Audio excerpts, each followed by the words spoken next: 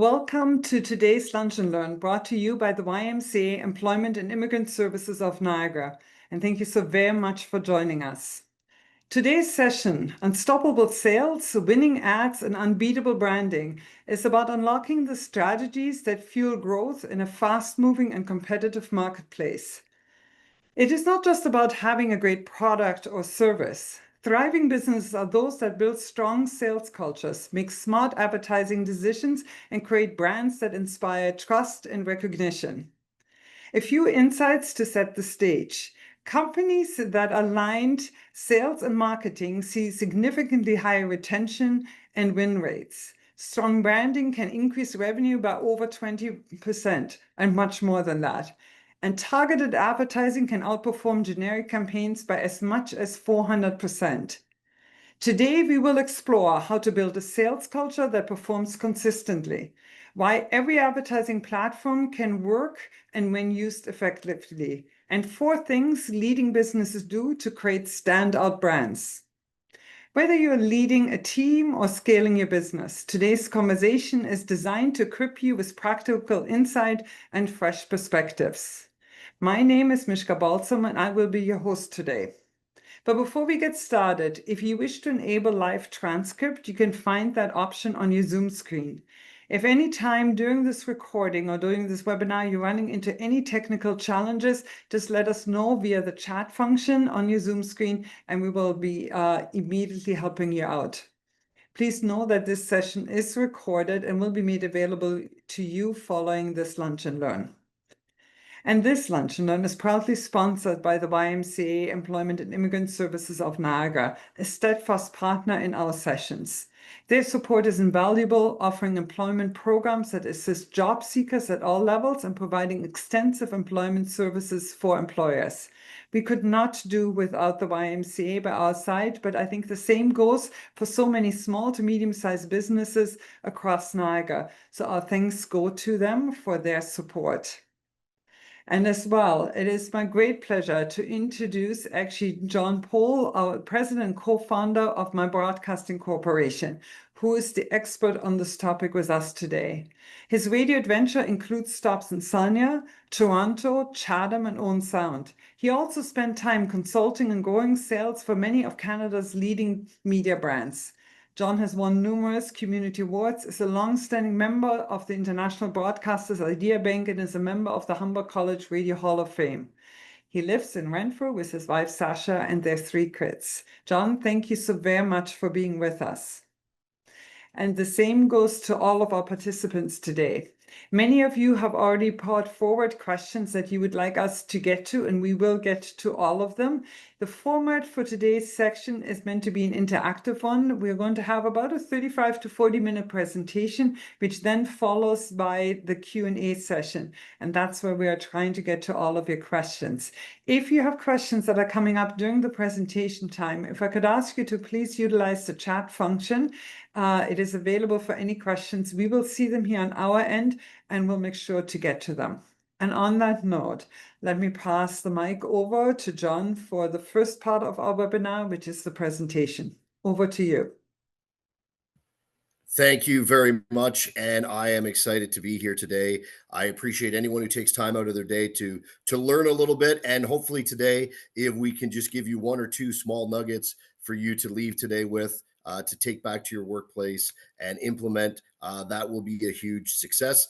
I'm a radio guy, but I'm going to tell you right out of the gates that I believe in all advertising: billboards, TV, radio, Facebook, urinal advertising, busboard advertising. It all works, but I think it all comes back down to one thing when you have a business. Because as much as I'm a radio guy, I'm also a running a business guy, just like you are. And I think all your marketing really starts with having a great sales culture. So that's what we're going to talk about today. And I'll share some of the ways that having a good sales culture will also help you have outstanding marketing and how you can tie it together in somewhat of an easy fashion. So let me start with a little bit of my story. I started selling radio when I was 20, and I'm now 51. I had big dreams. And that's really all I had. I was driving a 1988 Toyota Camry that was silver. I had no money. but I was charged with the challenge of selling advertising in Chatham, Ontario. And I didn't really at that time know anything about business, and I knew nothing about running a business. So imagine being 20, you haven't had any success in life. And here I am having to go ask successful business owners, which at that time I would also call adults, to trust me with tens of thousands of their dollars to make their marketing work. It was pretty crazy. It was pretty scary. And I was a young guy trying to find my way. I had a lot more questions than I did answers at that time. That was until something very interesting started to happen. My clients started having great success with their advertising. And because I love to learn, I studied every simple step of the process. And I noticed one key thing that really separated great businesses from most businesses. And that was simply this, which is experience factor. They all had an incredible experience factor. And that's the secret. It means when a customer comes and does business with you, their personal experience when dealing with your business always ranks from positive to extremely positive. So think of it this way: the radio commercials brought people in, but those commercials and their experience not only met but exceeded their experience. So they had a positive experience. So then what happened is those happy customers returned. But more importantly, those happy customers bragged and told others. The business could then run more ads, they would get more customers, and bam, it was just simply gas on the fire.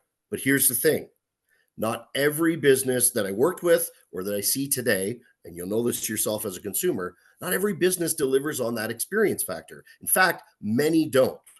A lot of business owners leave it to chance. So that's when I started to learn and develop what I call the three-step sales culture. And it really helps businesses get focused on their experience factor. Why did I do this?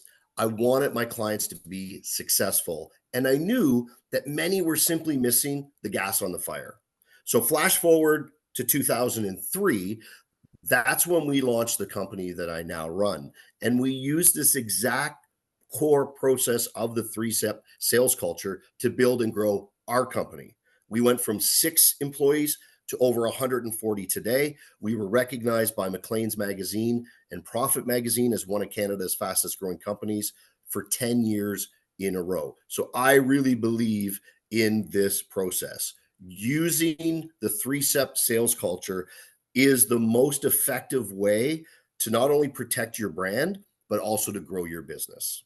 This is the dream. Imagine your business operating in a very calculated way, ensuring that your customers are always being treated right, whether you're there or whether you're on the beach somewhere. That's the kind of outcome that I know most business owners go, yeah, that's that's what I want. And it all starts with this simple line, which is nothing happens until someone sells something. If you have a piece of paper, write that down because it's so important. Nothing happens until someone sells something. The first sale you need to make is to sell yourself as the leader on the importance of selling. Sales is a skill and it leads to success, but better yet, it leads to helping other people. Good salespeople understand it's not about twisting someone's arm, it's about helping other people. Now, considering how important selling is to the success and growth of so many businesses, it's weird to me that so many people today dislike sales. They don't understand that good sales and the value of it is just helping people. The University of Zurich recently released a study, and it showed that workers in finance, sales, and management are more likely to see their jobs as useless to society. Like, think about that for a second. How is that possible? Almost 20% of the respondents stated that they never or rarely felt that they did useful work or that their work gave them a feeling of making a positive impact. Like you, those results floored me. And this survey led me to two things. Number one, when you feel like you don't have a purpose, you feel like you don't have a key role in the organization, or worse, you feel like you have no purpose and you are in a key role in an organization, it's highly unlikely that you're going to be successful. And that is a simple principle of the world called the law of cause and effect. Success is predictable. And if you have a healthy sales culture, you're going to win a lot more than you lose. That's also the law of cause and effect. But failure is also predictable. So when you're lacking purpose or your team's lacking purpose, you're going to fail. That's also the law of cause and effect.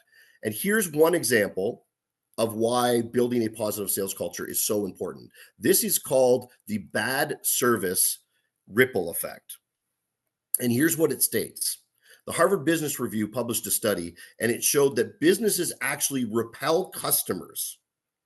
23% of customers who had a positive experience at a business will go and tell 10 or more people about their great experience. Well, that's good.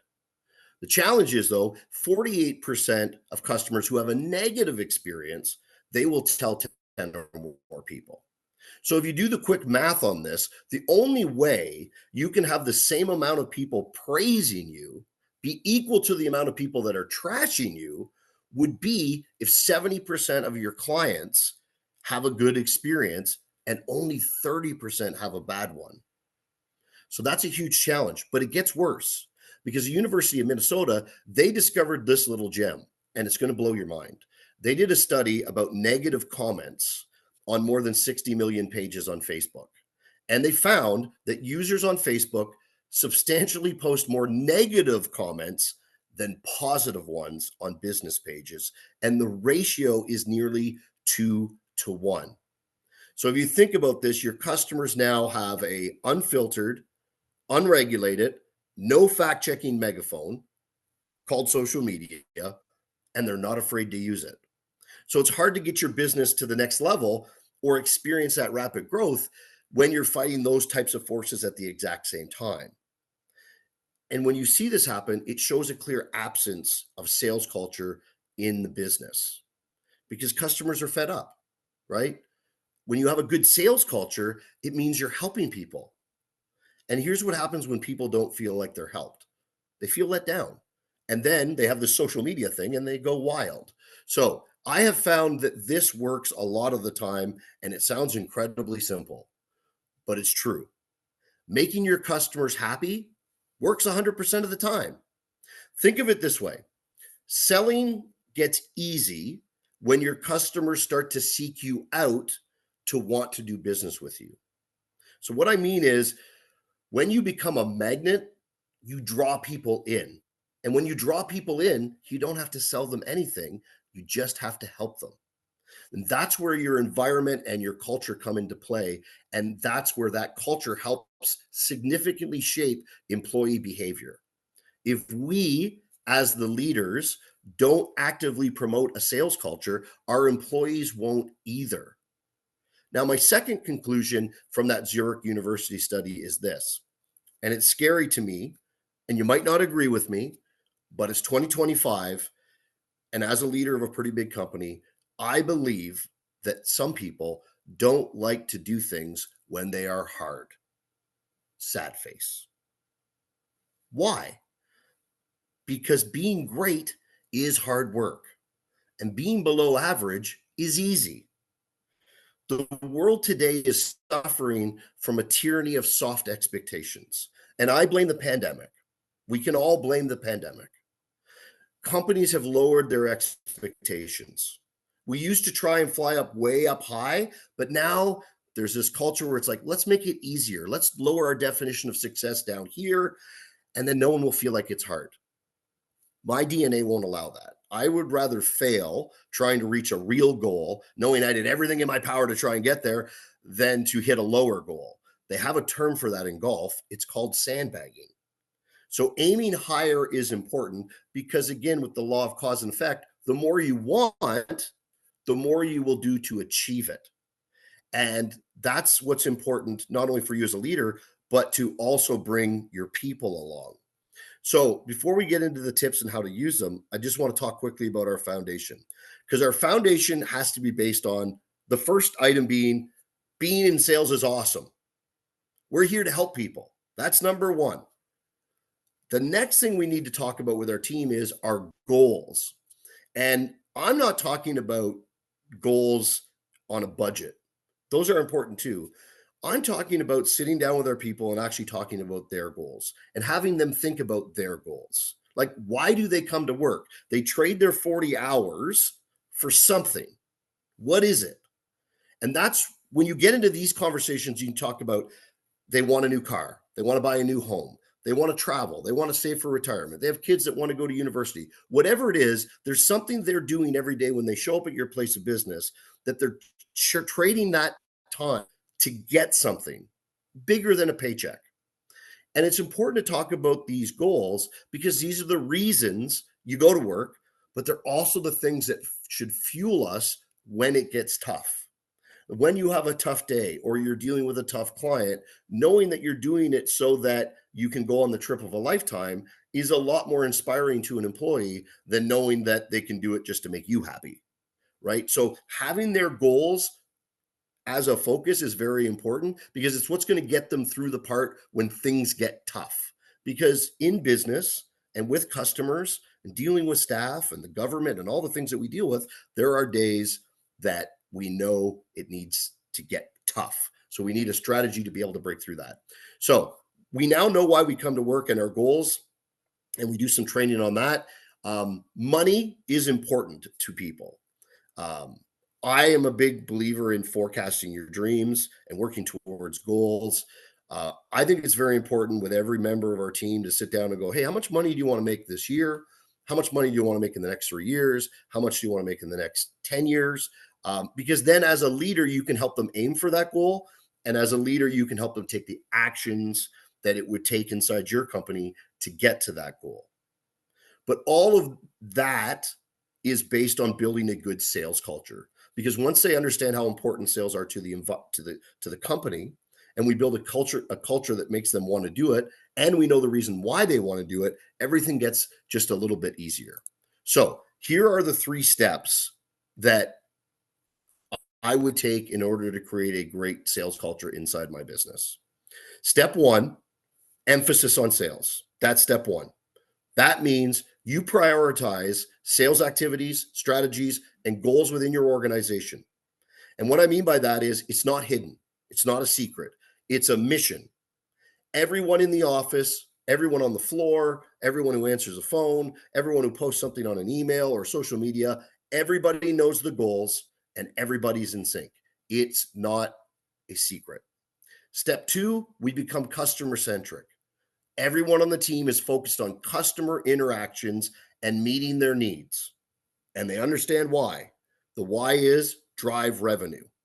We all know the customer is important and we stop everything for the customers. So, for an example, in our business, we have a business philosophy. And in that business philosophy, you read it, we have a line that says the customer is not always right, but it's our job to make sure that they feel like they are.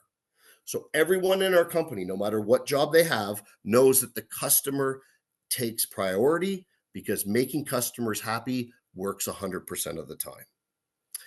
Step 3 then is collaboration and improvement. We encourage teamwork. We reward achievements. We promote continuous refinement of our sales techniques, meaning we openly say to our people, this is not the best way. This is the best way so far. We're always going to be updating and we're always going to be training. Always. Because when we align these 3 things and we get them working together really well, we become a highly effective operational model. And I'm going to dig into those 3 things a little bit more here in a second. But here are the outcomes. These are the things that are important to you. When you get your business working like this, revenue growth, predictable revenue growth, customer satisfaction, pretty simple. You get more loyalty, you get more repeat business. When you go to innovate and become more efficient in your operation, you have a competitive edge. When your team is used to always changing and getting better, that gives you a competitive edge. when they are adaptable, when you're changing systems to get better, not only can you stay relevant based on what's happening in your environment and around the world, but your team also understands how to be responsive. And the last one, which is probably the most important, is better employee engagement.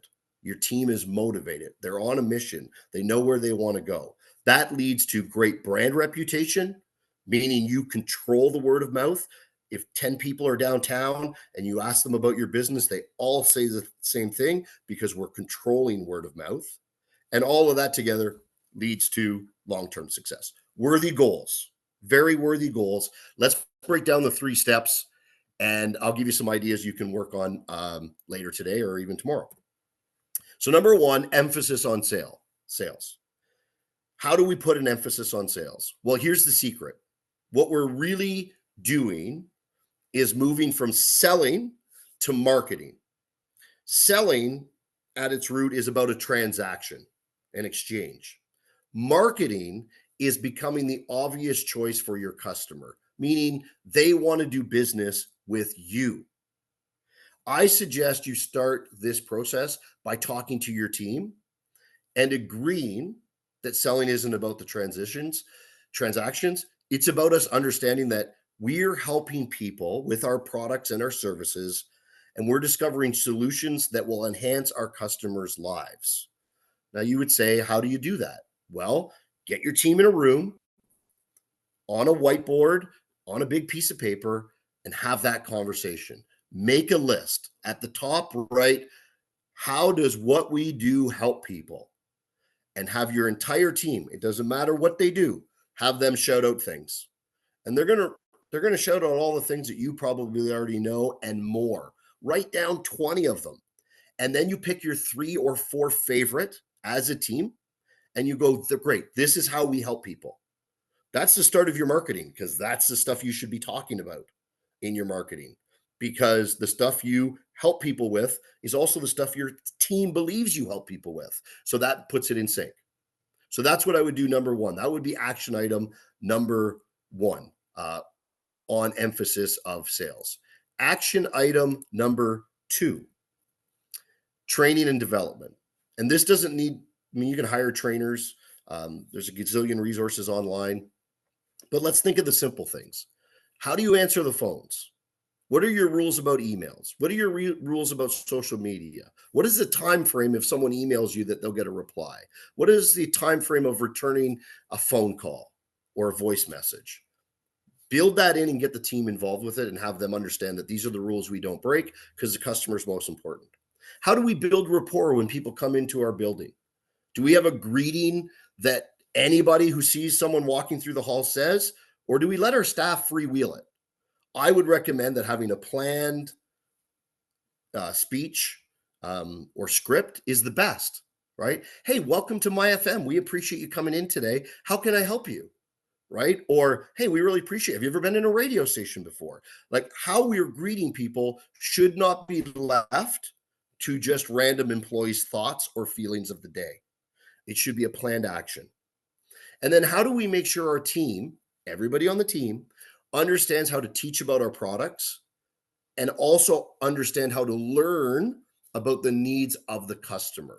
So when they're talking to a customer, they're just not talking and blah, blah, blah. They have designated questions that they're going to ask the customer to lead to understanding how we can help them. Simple training on those things. The next part of it is, and this is a lot easier to do in 2025, which is customer relationship management. There's a lot of CRMs out there. I even think a pad of paper or a notebook is better than nothing. But how do you keep track of customer relationships and interactions? How do you keep data about your customers that helps you serve them better? And that's simple things from maybe their birthday, where they like to sit in the restaurant, what color of car they like, what time of day do they do things. Like, if you know there are better times to reach them, we should have that noted so everyone on our team knows that the best time to reach Jon Pole is between 9 and 10 in the morning, so that they're not chasing me at 5 o'clock in the afternoon. They know there's the best time to reach me. How do you track their preferences? When John comes to the restaurant, he likes to sit in booth 7. or he, loves to know about steak specials or whatever it might be. How do we track those preferences? And then how do you take any of that data and use it to increase your odds?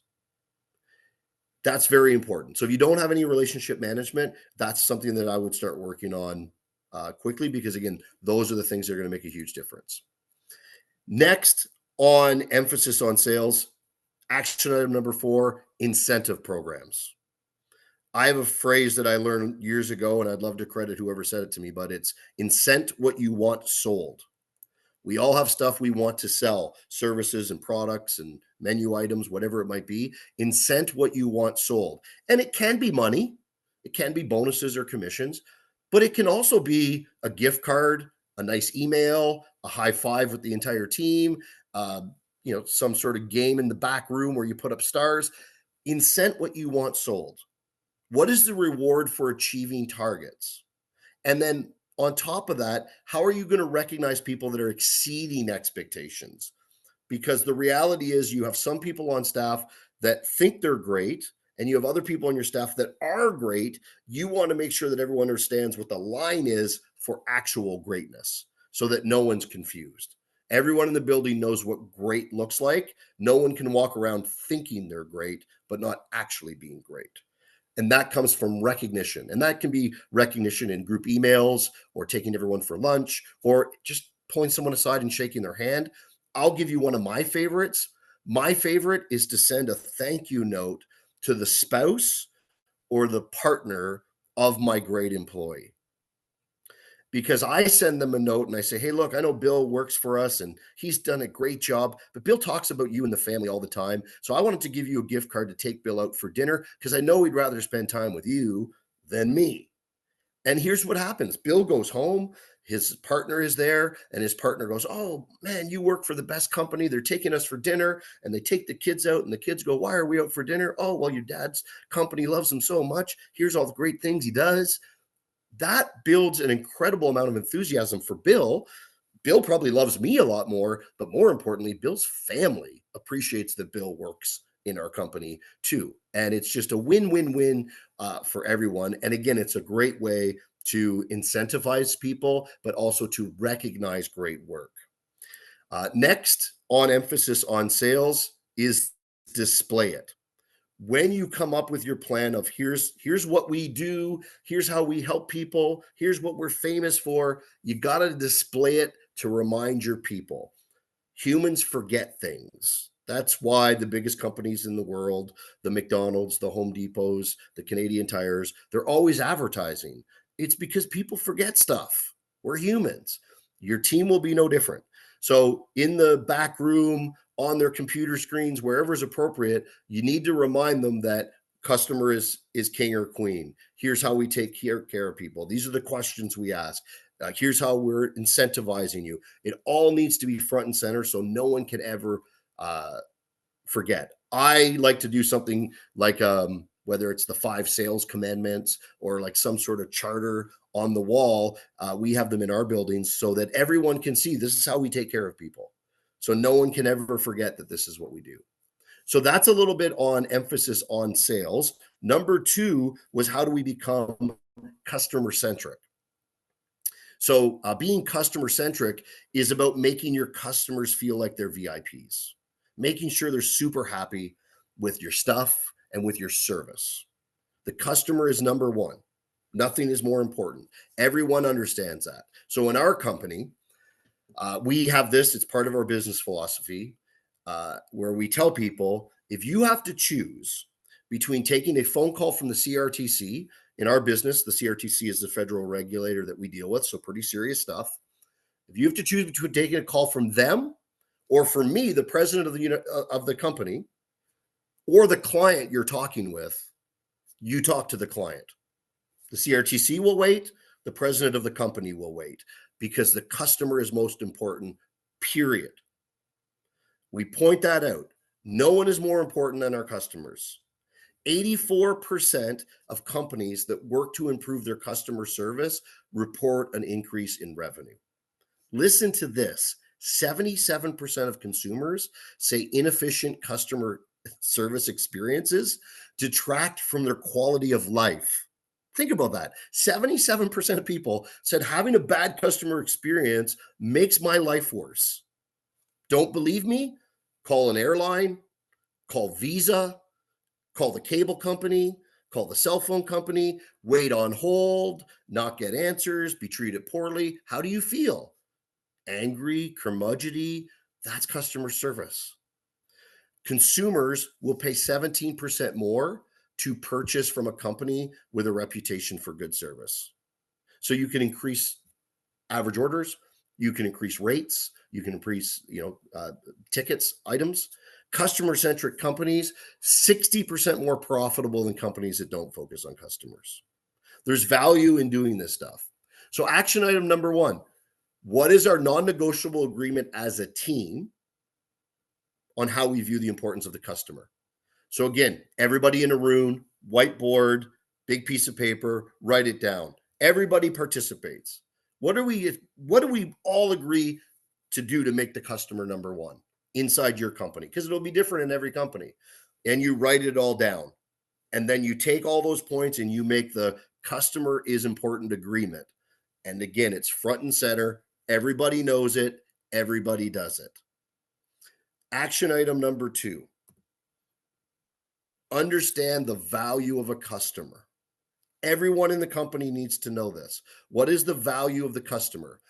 And the value of the customer is this. It's the metric that represents the total profit a company can expect from a customer throughout their relationship.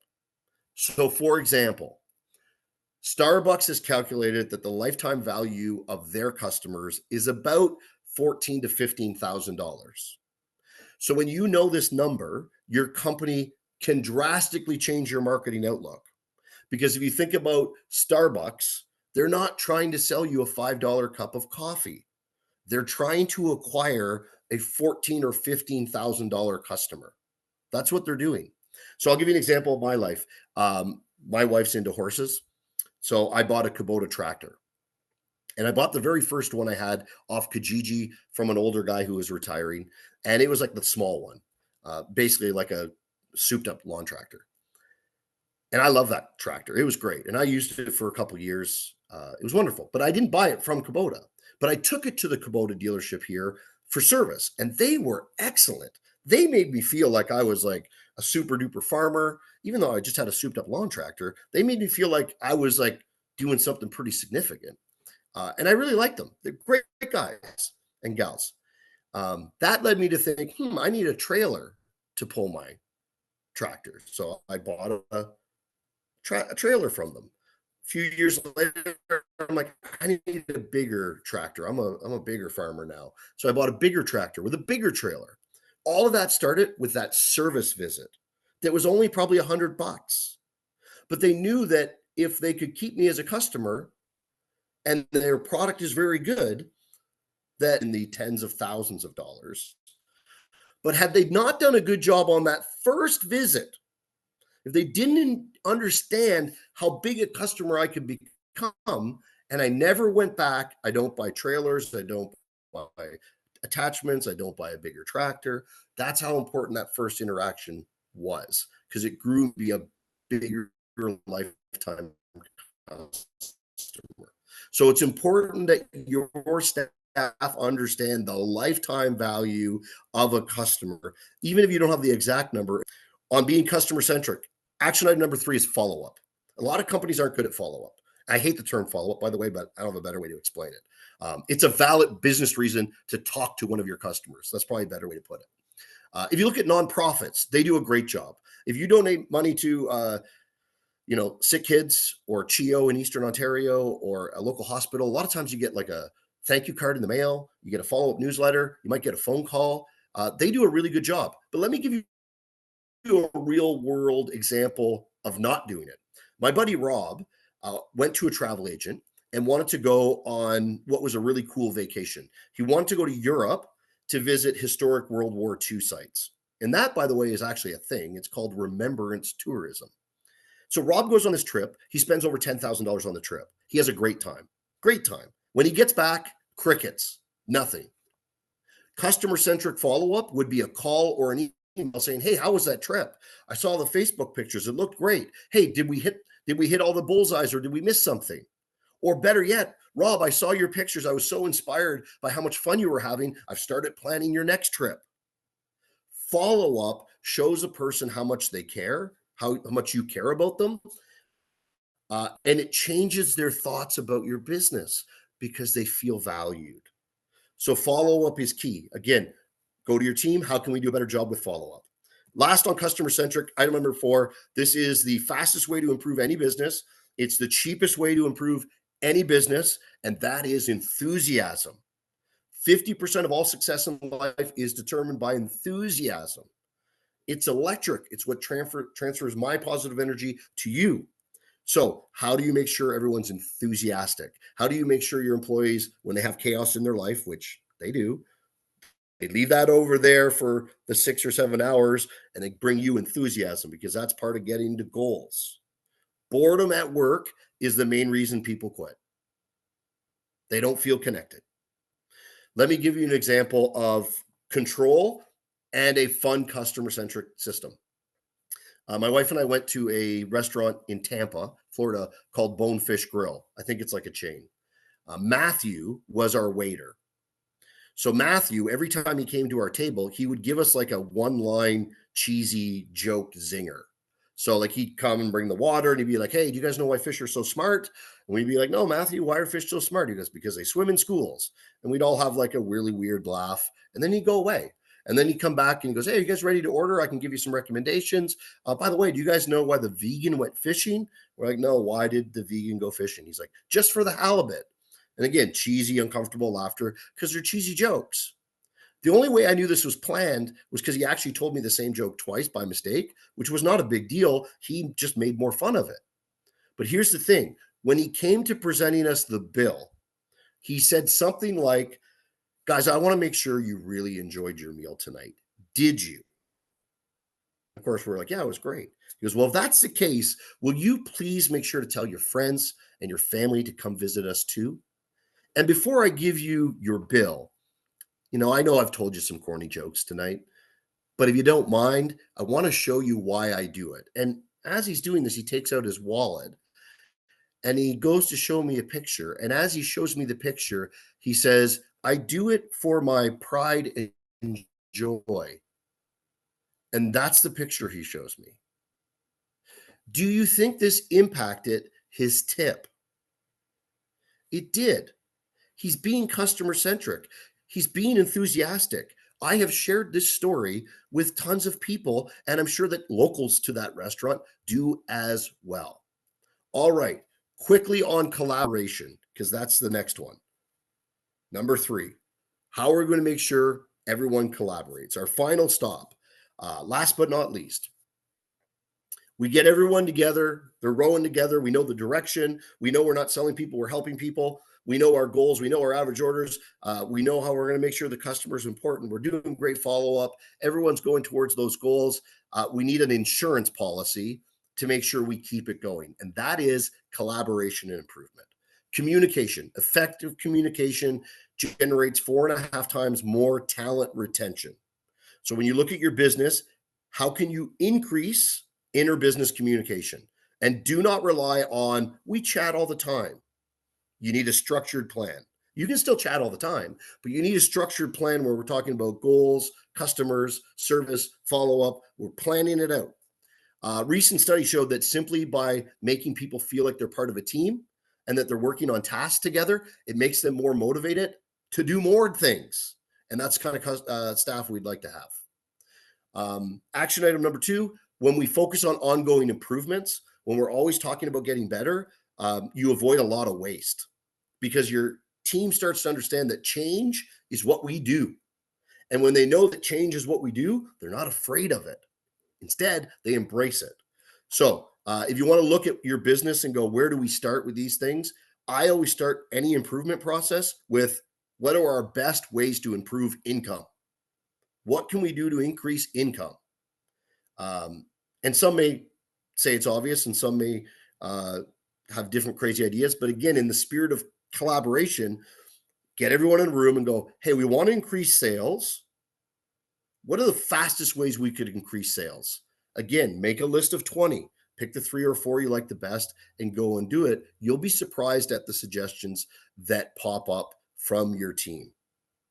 If you go through those 3 steps, and we're going to share these slides, by the way, if you go through these 3 steps, here is the result. Here is what happens. Whatever marketing you're doing, you now have a message, because all the stuff your team talks about being good at, all the stuff your team is striving to be good at, all those customer experience things, that's going to be your message, right? We now know that our experience factor, when people come in, they're going to experience those things because those are the things we're working on. Then you just have to be consistent with your message. Now, whether you take your message and you do it consistently on the radio, you do it consistently on TV or newspapers or any of the gazillion things you could do, I would say do consistently. Do it consistently with the same message and make sure you're delivering on that experience factor. And then a crazy thing works. All the parts work together and you get gas on fire. It propels your business forward. You go to the next level. You achieve all those goals. This is my email. I'm happy to help if you have any questions and any feedback you have. I'm always happy to hear that. And hopefully I did all right for time. Thank you so very much, Jon. You did excellent on time. We have about 18 minutes, 15 minutes left actually when it comes to the questions. But I just wanted to say, so well summarized, actually. I took notes along the way, although we do have the presentation here too, and we will share the presentation with all of our participants. But the emphasis on sales in developing and having that sales culture within an organization is critical. And I think you really summarized it well on how to get everyone actually on the same page as they're moving forward. I think customer-centric has been something that we hear from people over and over again. How do we make the customer number one? And when we do, actually, we make different decisions and we look at things differently. And I liked your analogy there with the call alone too. And it reminded me that sometimes I prioritize others before the customers. And lastly, the collaboration actually to move this forward. So thank you so very much. I think it was really, really helpful to us here, and I'm sure to our participants too. So while you were presenting, there were a number of questions that have come forward. And I think it's really interesting because some of them have looked at the structure that you had spoken about to creating and developing the sales culture. And some of it have also looked at how do we deepen and build the relationships. So one that has come forward by a couple of people here is when looking at selling, what impact and or percentage is done building a relationship through online avenues like LinkedIn, email, social media versus in person in 2025? And I think you had referenced at one point COVID, and I think that time kind of made us shift differently than what we had done in the past, and we're connecting differently with people. Can you give us a sense of those online avenues? How can sales teams utilize them to strengthen the relationship that they have? Yeah, I think the world has changed and generations are different. Like a younger person might have a different answer than I have, and someone older than me might have a completely different answer. But I think today in 2025, when you look at things like LinkedIn, or when you look at things like even Facebook, or sending emails versus phone calls or versus live calls in person, I think you've got to look at it in almost the exact same way we went through. If you look at the content that's on your LinkedIn page, does it convert to the message of what you're going to deliver when you speak to somebody? Are you genuine? Are you just spamming people? Like, just spamming people isn't going to help them, because if you're about helping them, you might see someone on LinkedIn that says, hey, we're having this problem, and maybe you have the solution. Then you have the right to actually say, hey, I have a solution. And you're talking to them about the solution, not selling them anything. So again, I think those tools are valuable. And depending on the size of the business, there's a lot of automation you can do. But I'm a big believer that, and again, I buy lots of stuff. We have lots of vendors. I like salespeople that bring me value. I understand salespeople sell stuff, but bring me value. Why do I need it? What's in it for me? And I think when we look at the sort of old school way, you're not going to sell anything till probably the fourth or fifth call. So I think in your playbook, you need to be making sure that those first 1 to 4 calls, or whether it's 1 to 10 calls, whatever it is in your industry, they've got to bring value to the person. And whether that call is a text, a phone call, a voicemail message, meeting someone at a chamber event, you've got to make sure you're bringing value to them. teach them something and then learn something from them. And that's what will make the connection. The technology stuff is just another tool on how to connect. But if you don't have that message right, and you don't have the value you're bringing to them, all the technology in the world won't make Yeah, you great. that makes total sense. Another question that has come forward, and I think this has been really critical and has been a challenge for many businesses too, is to really attracting the right team and members, these top performing salespeople. And so one of the questions is, what qualities or mindsets consistently set top performing salespeople apart from the rest? In my personal experience, is like some of the things we can teach them and we can create the culture, but there's something in their own personal effectiveness, in their habits, in their mindsets that they're also bringing to a company. So we have a few people here that are part of our webinar, and they're asking specifically what to look for when hiring the best people for those sales positions. Yeah. Look, hiring salespeople has always been hiring salespeople has always been difficult. I think it will continue to be difficult. We have found inside our organization, like if you went to one of our managers and said, you need to hire a salesperson, they love to go and hire somebody who has media sales experience. Mhm. And I actually am against that. I'm like, well, no, let's go find someone who, like in our business, loves the community, is involved in the community, believes in the community, because that's what our product is. It's about connecting the community. And then we have to be able to train them and build them. So I think if you're struggling finding salespeople, part of it is you've got to have a better training part, because it's probably easier to train someone to sell based on your vision than to just find someone, because generations are so different now. Like an old school guy like me wants to come in and do it my way. The young person, they have their own version, but they don't maybe have a track record of success, and maybe they don't work as hard as I do. Like I'll make more calls. So I think the training is really key in that. But just blatantly like trying to find good people, I think you always have to be in recruiting mode. I think if you do those steps we talked about and you make your business more attractive to people, and instead of selling people, they're like, no, I want to deal with this person. You'll find that also happens with your staff. You'll have people that will come out and go, no, I want to work for you. Just hire me. I'll prove to you I'm great. Like if you are operating that kind of business and you're attracting customers, you'll also attract staff. So that's why all those steps are so important. But I think you need to, again, it's the same thing. The messaging you put out, if you have great people on your staff, uh, what are their attributes, and then go find people that meet those attributes. There are obviously salespeople that are driven by money. There are also people that are driven by they just like being part of something. And I think you need a good mix of, the sort of the hired guns and the people that are just really, really good at their job. And, they don't need to be the best salesperson. They just want to be, happy, and, both are fine. But again, I think it's about that culture and then finding people that you think fit in that culture. And I have found they come from anywhere. If I took our best sales team or best sales reps in our company, there's things that the top reps are similar, but there's a lot of things they're different. And a lot of them, if I showed you their resume, you might not hire them based on their resume, but if you met them in person, you'd hire them every Every time. time. So again, depending on sometimes people, I think sometimes you can find amazing people talking to them. Yeah. No, that makes total sense. There's a question that has also come forward. How can leaders align sales goals that an organization has with company culture to avoid burnout and turnover? And this is what we've seen sometimes. We've seen very high performing sales team, aggressive growth that they have, lots of momentum, lots of financial support for them in meeting those targets, but at the same time, they're burnt out. They're burnt out after a year, after 2 years, after 5 years, and the turnover is high. And this is something that all organizations have recognized. So there's a high cost to having turnover. How can that be avoided? Yeah, I wish I had the magic pill for this one, but I'll share some of my thoughts. Uh, Mhm. um, I think if you know the goals, like what are your high performers working for, whether it's retirement or golf vacations or whatever that might be, Mm. it's knowing those goals that makes working through the tough parts worth it. So when you can have those conversations with them, you go, hey, look, that was a crazy week today, man, but we're getting closer to that golf vacation. They're going to go, yeah, you're right. And now they're going to transition that the work was worth it versus it was just a crazy week. Our company, we've instituted flex time. Flex time is, in our definition, you can use it anytime you want. You just got to coordinate with your manager.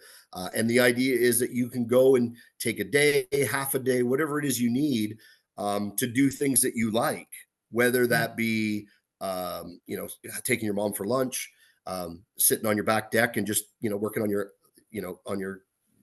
iPad at a slower pace. Like we encourage get into kids events, those sorts of things. We encourage that.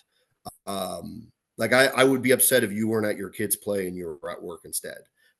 And that's the culture.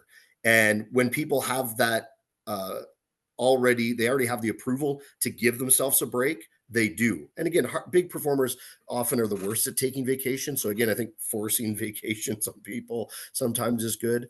But we do an interesting thing at the 15-year mark of working for us. We give you a 5 week sabbatical. So we keep paying you. You're off you have to take 5 consecutive weeks. Now we do it at 15 years. Someone could do it at any, sort of period they'd like. And it forces two things to happen. One, it forces that person to train other people to do their job for 5 weeks, which is good for everybody. But it also forces them to have 5 weeks where they can chase their dream. If they want to do woodworking or they, want to try and be a professional golfer, whatever, they get 5 weeks to do it. They don't have to worry about being paid. And again, I think when you work in those things, it helps. We also do a lot of like that what you want sold part. We do a lot of those incentives are time off, getting you Yeah. additional time off. Because again, I think most of our staff, if we ask them, they appreciate that equal to or greater than more money. Yeah, Yeah. actually, you're absolutely right. Chamber of Commerce is like a nonprofit, and we look at the statistics of nonprofits and charities that often can't maybe incentivize as much financially and monetarily, but the flexibility with time, flexibility for people's needs, working around it. I think it's one of the things, the levers that we have in creating a culture other than the cause itself and the purpose itself of that organization.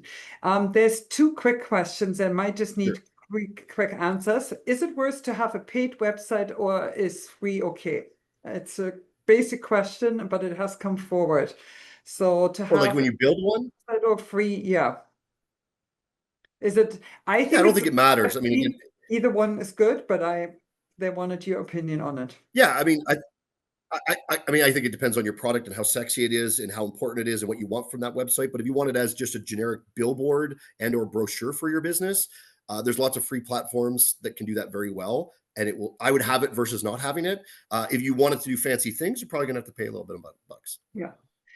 Second question, another reasonably correct one probably. Are companies going to move towards using AI for marketing and sales follow-up? Here's the thing: AI we have phrase in our company that we talk about specific to AI, which is checklist versus quality. And AI does a great job at checklists and will out checklist a human being all day long. Quality is the question.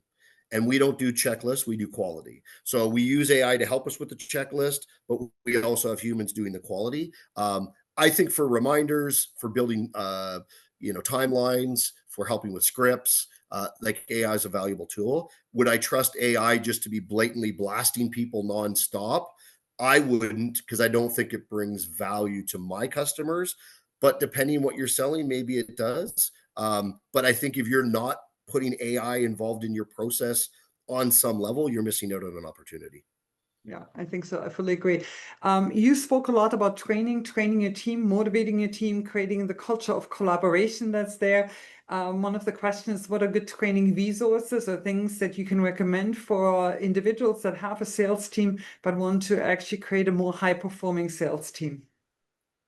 Yeah, I mean, look, the internet's great because there's a gazillion resources out there. And I would look at the sales areas of your business that you want to get better at, whether it's prospecting, whether it's better at doing presentations, closing sales, uncovering questions, whatever the one area you think you need to get better. And you could probably spend an hour online and find 50 experts that will give you great tools. To me, the most important part is there's so much great stuff on sales. And I'm not going to tell you one person's better than the other, but I think doing something is better than doing nothing. And it doesn't have to be a full day getaway or you take everyone to a hotel conference room. It can be take everyone for lunch and have 5 points to talk about. When people feel they're learning, and then they'll give you feedback and you'll learn from that feedback. That's what makes your team stronger. In our company, we have a full-time sales trainer that does nothing but train our salespeople. And that, they help onboard them, help teach them software, help try and make their jobs easier. But we didn't always, because we weren't big enough. But when we didn't have that person, I did a lot of it. I think when you do training stuff, my advice would be archive it, make the slides available, make the videos available. So that you can now, once you get an archive, you can send the videos out again and again and again, because people forget, right? Once you make the video once, you can go, this is where AI can build me a schedule for this videos to go out and send them out to my team to remind them. So again, I think doing something is better than doing nothing. There's a gazillion great trainers out there for every industry. But I think if you want to start somewhere, depending on the size of your business, pick a couple areas you want to get better, start working with your team in simple ways. Yeah, that makes sense.